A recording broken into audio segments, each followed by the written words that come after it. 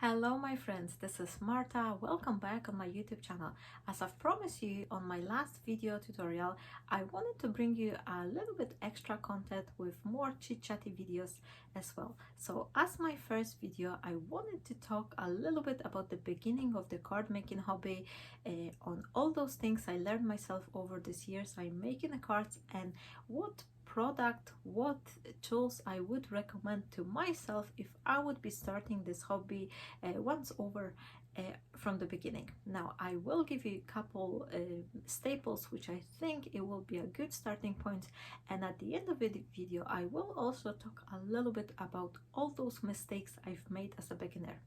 Now let's start. So if you are starting your card making hobby, of course you need some paper. There's so many different types of the papers and the cardstock out there that this could be easily turned into another video on its own. However, speaking about the paper, if you are just starting and you have very little supplies, what I would recommend you to do is, rather than buying all types of the paper, I would recommend to go and buy this big pack of the cardstock. I would recommend to buy a cardstock in around 250-300 GSM, and this will not only serve you as a cardstock, but it will serve you as a paper. You can stamp on it, you can tear it, you can color it, so many different techniques you can do. Plus on top of that, the cardstock is a little bit more sturdier than a paper, so it will hold nicely as a card basis as well.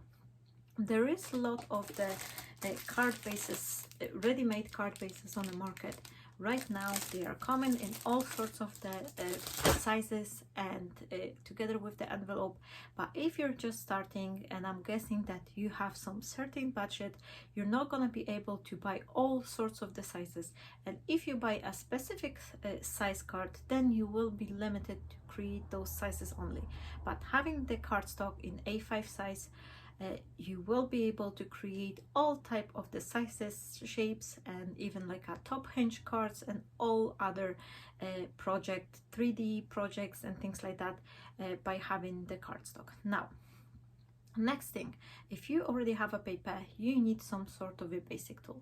For my basic tool, I would definitely recommend to buy, if you only have a budget, I would recommend you to buy some sort of the guillotine.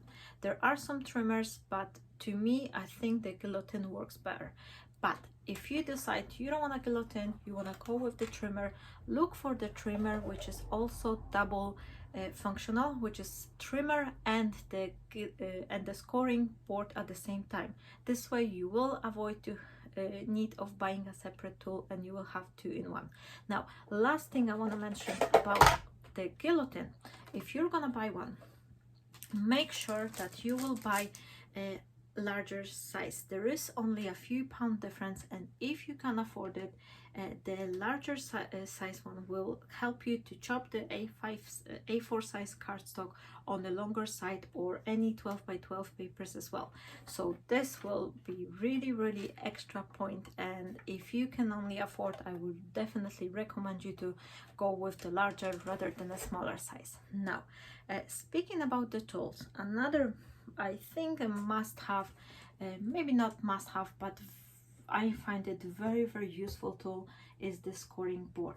And of course there's all sorts of the scoring boards. There's a smaller, larger one, but if it's only in your budget, I would recommend you the full-size scoring board, which also, oh, I've dropped it, which also comes with this handy little extra element which you can slide over here, and this way you will be able to create the envelopes for your card, and also this will serve you a double option for making your scoring line, embossing line, because if you are a starting crafter and you don't have a die cutting machine, the scoring board will be perfect for creating all sorts of the embossed panel. Like you will be able to create some lovely textures, some lines, some cross lines if you have this little triangle extra piece. So that will really serve you lots of different techniques and option you can do with that. Another thing which I will recommend from the basic kind of tools, it's something to glue your elements. And if we talk about the glue, there is three basic types of adhesive I'm using in my crafting. One of them is the liquid glue, which I like to play with this PV glue. I have those two basic bottles with the nozzles I really like. And what I'm actually doing, my friends, I've buy myself a big bottle, which helps me to save the money.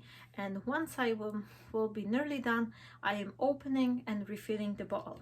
However, if you are just a beginner, I would recommend you to buy a smaller size bottle, and it will be easier for use because it's got this perfect nozzle to dose your glue, and it's very inexpensive as well.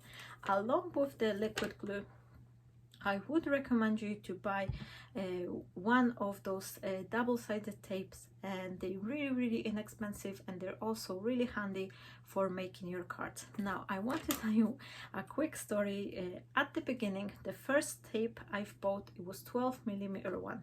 I think it was on some kind of a promotion. The very first time I was in a crafty store, I've bought the 12mm tape, and I've used it for years.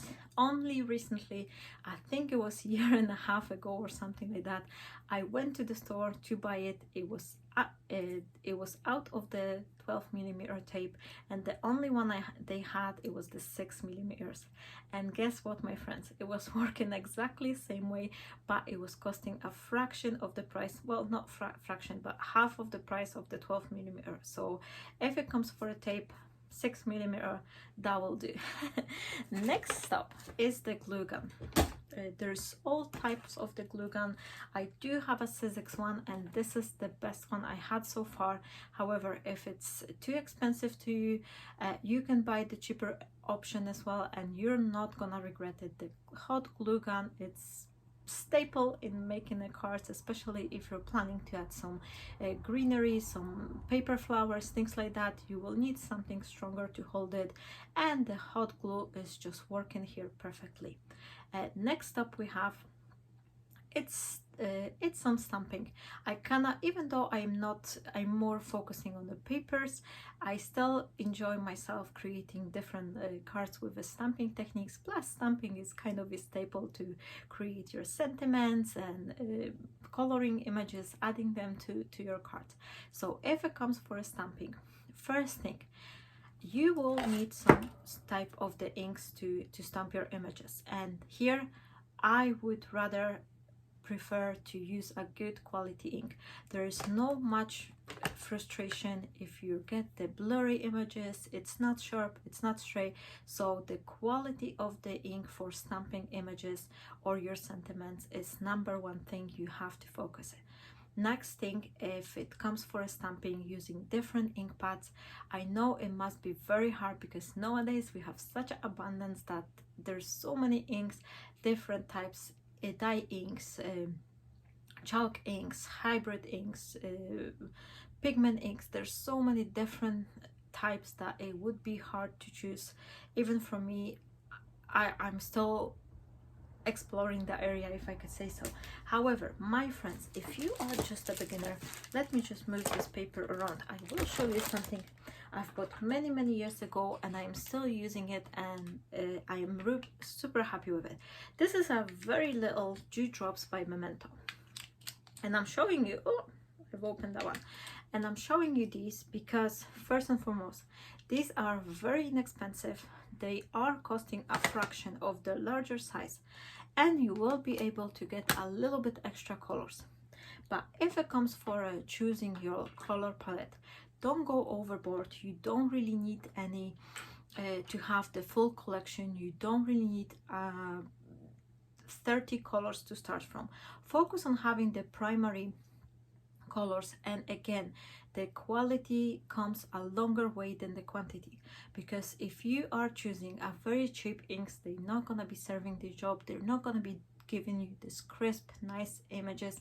And another thing I want to tell you and recommend you, rather than buying 20 different colors, I would invest in having the stamping platform. This is one of the tools which I cannot imagine myself now stamping with. The stamping tool, in comparison to the stamping block, this is the special tool which once you put your stamp image on the top cover, you will be able to repress it in exactly the same spot, which means that you could be able to, in case your stamping is not going to be working as the first time, you're not going to get the full coverage, you will be able to redo it second, third time, and you will be always hitting in exactly the same spot, which will be very difficult to do if you have the stamping block. Another thing the stamping platform will be helping you with is that if you have limited amount of your colors for your ink pads, you can use various techniques like double stamping, triple stamping with the same color, and that way it will give you a darker shade. If, let's say for the example, you do buy yourself one of the blue color ink, you can do single stamping for having a one shade. You will go double stamping to have the darker shade, and then you can do a second generation stamping for having a lighter tone. So from one ink pad you will be able to get the 3 colors, and instead of buying more colors, you can then use the money to buy yourself a stamping tool. There is all variety of the stamping tools. I know there is a very expensive one, but there are cheaper options as well, and I do have a links for the cheaper stamping platform for you down below as well, if you would like to have a look and something you will be considering. Another thing, if it comes for stamping, is of course stamps on its own. There's so many different companies producing stamps, and they are in various price ranges and styles, and there are background stamp, there are rubber stamp, there are clear stamp, there are photopolymer stamps. So depending what's your budget, what's your style, you will be able to find some different stamps for yourself. One thing I want to tell you, my friends, there are, if you are living in UK, there are some magazines which are coming regularly, and one of them is Creative Stamping. And the reason why I'm mentioning this magazine is that it comes once a month, and each single month you get the full A4 size sheet filled with the stamps. There's all sorts of images for coloring, some sentiments. So if you just building up your collection, I would recommend you to have a look on those crafting magazines, because this is something which will not only bring you some extra free gifts, which quite often these are a good quality, and there's lots of those stamps. So for a start, it will help you to quickly build up your stash. And also another thing, with the stamp set you will receive the magazine, and the magazine will provide you with lots of inspiration, with lots of different techniques, and sometimes everything is for free in the internet and you can find everything. However, if you don't know the name of techniques, you may miss on that one because you may not find it. And in the magazine you sometimes came across something you didn't even know, like, I don't know, some techniques called like kiss stamping or another thing which you didn't know, but you will be able to discover it through reading those magazines. Now, one thing, we've got a stamping, we've got the inks, we've got the papers, some glues. Now another thing which I want to recommend you, my friends, this is a baby powder. The baby powder comes as one of the staples, I would say, for me, because for many years I was using it as a static tool.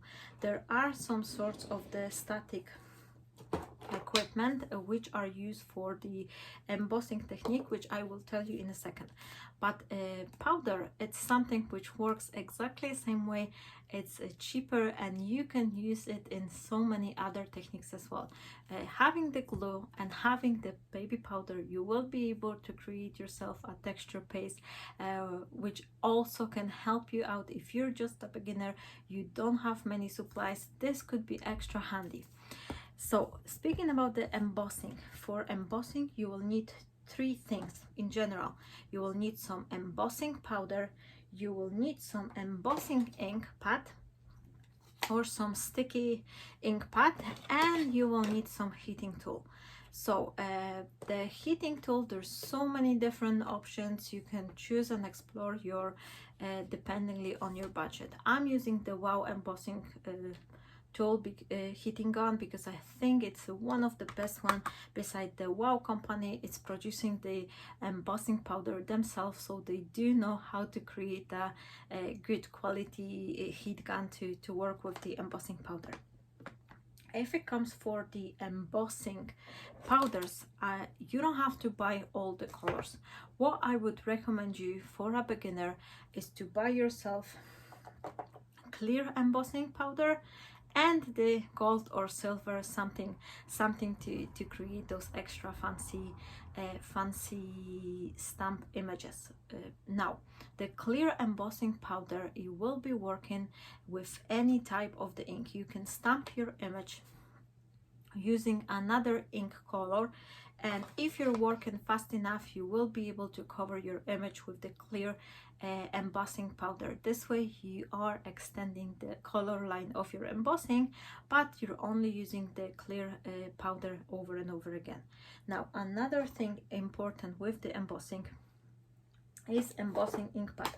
There is all sorts of the company. However, I would recommend you to use this Versamark ink pad and ink refill if you can, because the good quality embossing ink will came a longer way. When I was starting my crafting adventure, I was always thinking about the quantity. Now, after 10 years, I can tell you that the quality comes a longer way. Sometimes it's better decision to buy more of the colors, but buy better quality ink, to have less of the something, but buy some proper tool like the stamping platform, instead of buying 20 different ink pads to start from. So this is my advice for you. And also, if it comes for the one more thing I would recommend to buy, if you're just a beginner and you like to experiment, you like to play, I would go to the just regular any of the supermarkets. They do have some cheap acrylic paints you can buy. You can buy a set of these, and if you have some sponges, a little brayer or something like that, you will be able to create a bunch of the different types of the backgrounds. Then you can use your stamps to stamp on those coloring backgrounds. You will be able to really experiment, and that will give you a nice heads up. Plus, you can use those acrylic paints to mix up with your homemade texture paste, which I will give you a recipe. I think I was creating video on that. Another thing, my friends, ink sprays. This is something which I'm really enjoying using, but it's not necessary. If you are just starting, do not overspend. I would recommend you to buy 1 or 2 bottles and just see if this is something you are enjoying, if this is something you like to do, because there's no point for buying all these colors if you're not going to be using it. Now, to wrap up this video, because I've been talking nearly 20 minutes, I just want to quickly take a second to tell you about few mistakes I was doing when I was just starting. When I start my card making adventure, and this is a #1 mistake we are doing, and I know many crafters been in the same place. We are comparing ourselves instantly to those crafters who are already there, who've been crafting for many years. And never ever do that, my friends, because this will only lead you to losing your self-confidence, and it's very hard. Everyone for us is different, so if you're just starting, you're not gonna be able to do all the same techniques, to have all the same equipments, and comparing ourselves to another crafter who's been there way longer than us, it's really brings to the frustration and that feeling that we have to buy more, we need to do this, we need to do that, we should get this equipment, we should get that equipment. It's not true. You don't really need a lot to create a beautiful project. It's all comes down to your creativity. It is easier. I'm not gonna deny that this is much easier to create something nice if you have whole palette, whole range of the colors, all different type of the ribbons, embossing folders, dies, and everything. It is easier, but it's not impossible to create a beautiful project with the limited supplies. Now, another mistake which I've already told you, highlight a little bit when I was speaking about the goodies, the quality comes much longer way than the quantity. At first, when I was starting, I've bought like a cheap set of the ink. There was a little like a mini inks, I think it was 30 of them. I've bought the cheapest markers, I've got the cheapest this, the cheapest that, and eventually I wasn't enjoying it as much. I wasn't happy with the final results. Something was, I was comparing my work to the video tutorial I was watching from the crafter, and then I was like, oh, my stamping doesn't look crisp, oh, I'm getting smudges, oh, this and that. So I was just like getting frustrated, and I thought the fault was lying in me, when in meantime it was just all coming down to having this bad quality supplies. So it's good to have something, it's good to have a balance. So not everything have to be most expensive, but some things like the ink you're gonna be stamping your images for coloring, or if you are planning to invest in some markers, it's better to have a smaller set, but buy those little bit better quality, which are blending nicer, which will really bring you a good result. You don't have to reach for the most expensive markers which are designed to work with the professionals, but decent quality. There's all sorts of the companies who are providing the crafty products now, so there is lots of the good quality markers and pens, pencils, coloring pencils, which are in this middle range, and they will be good to go. Now, one more mistake I want to tell you about. When I was starting, I had very limited supplies, so naturally I was scared to use them. I was keep on preserving them for the better days. And I recently, when I was moving from the old house over here 1 year ago, I found the very old paper pad, which I remember the feeling when I have it first time. I think it was like 9 years ago or something. I was really scared to cut it. I really loved some of the design papers which were in the pad, but I was feeling like, oh, I'm scared to cut it. What if the card I'm gonna create out of it, they're gonna be bad, not looking good. And as a final result, I end up having the old paper pad, which, to be honest, I don't really like now as much, because it's still nice, but it's very outdated. It's got the graphics which there's a lot more better papers which were designed over the past 10 years, because obviously we are having new techniques. There's so much more growing in the card making industry that this product become outdated. So by waiting with cutting those papers for a better days, I didn't use it. Now I don't want to much use it, and I lose all this opportunity, which was a learning curve for me, because if I would be creating from this paper, I would be making more cards and I would be learning more and quicker. And another thing I want to tell you, which was mistake, and this is a mistake I feel it's important to telling you about. The best thing to learn card making is to create the card. The best way to learn yourself to grow as a card maker is to make a cards and show them to the world.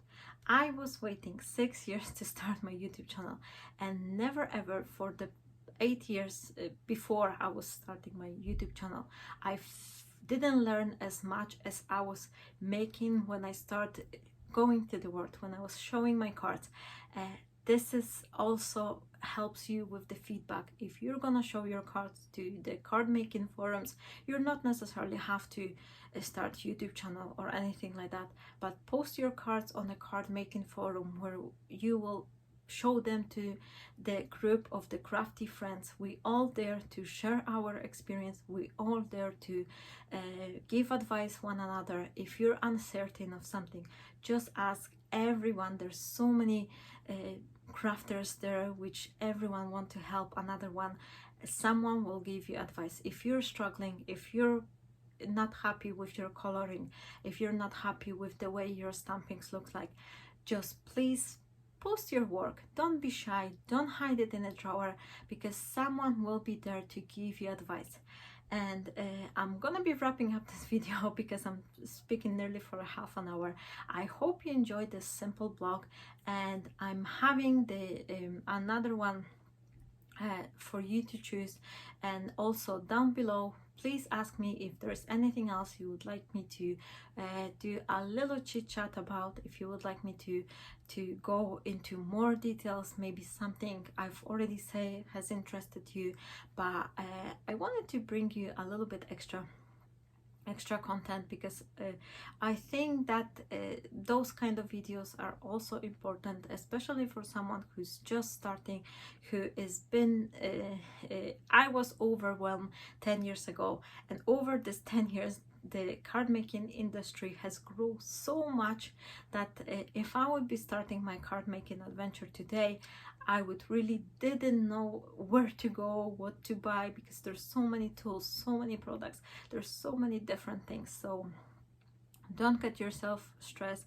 Do not feel that you have to buy everything. There's so many things you can DIY at the beginning, like this texture paste, like ink sprays. I do have, I'm gonna link it over here, I do have the very budget friendly recipe. I was creating some ink sprays, and this was the ink sprays which were serving me for a very long time. I was using those inks, and do not spend. Sorry, my camera just died, I didn't plug it. So going back to the video where I was just finishing, I have this good recipe for the inks which you will be able to use. They are very, very friendly on a budget, and there's so many things you could start from the cheaper like DIY section, and then save those money to invest in the good quality ink for stamping, in the in some tools like a guillotine and a scoring board. And later on, with the time, you can upgrade to a die cutting machine and other tools which are more on a pricey way, but they are not necessary. There's so many different things you can do, and you don't have to start from the buying the most expensive tool in the world, because you need the time that grow your skills. You need the time to find out whether card making is for you or not. And if you're gonna start making your cards, then you're gonna quickly see whether you are more towards the paper crafting, if you're more towards to using the dies, papers and things like that, or you more into the stamping, coloring images. Once you're gonna be creating, once you're gonna be playing with your goodies, then you can decide which tools, which direction you should grow your hobby. And I hope this video brings you some value, and if it did, please give it a like, give a thumbs up. This is a signal for YouTube that you like my videos, and me as a creator, I do have a chance to get show to the bigger audience and meet new crafty friends this way. Thank you so much for being here, for watching, for subscribing. I wish you all the best, and I'll see you shortly. Have a wonderful day. Bye bye.